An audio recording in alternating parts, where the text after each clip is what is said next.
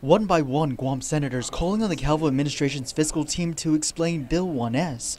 The bill would authorize the issuance of general obligation tax and revenue anticipation notes, ultimately getting tax refunds paid out sooner. Minutes into special session, they moved into the committee of the whole, some then expressing concern about potential risks this measure would include. I'm having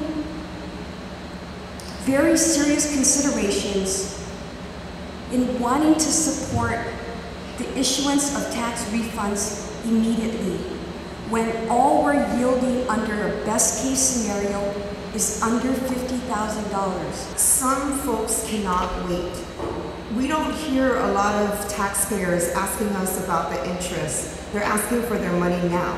Their medical bills, their problems are not going to wait for the government to have money.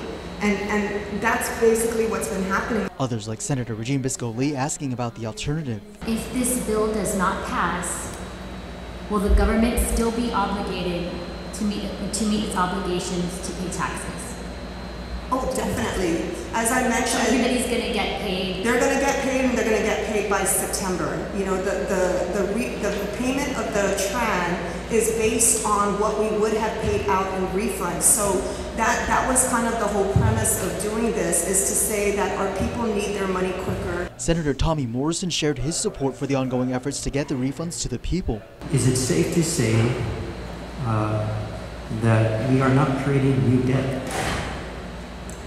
That is an accurate statement, because our debt is to the people.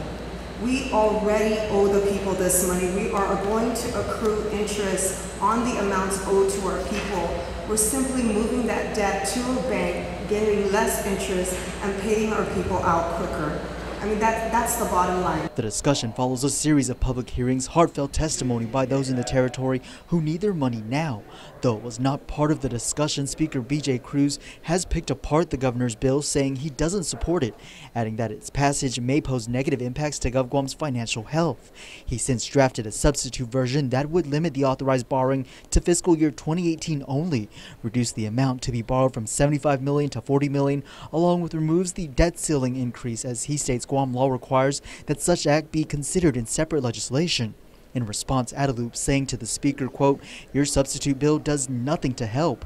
It merely reduces the amount we'll be able to pay and delays the payments to next year. This hypocrisy uses the same tool we suggested, but again fails to get people their tax refunds sooner."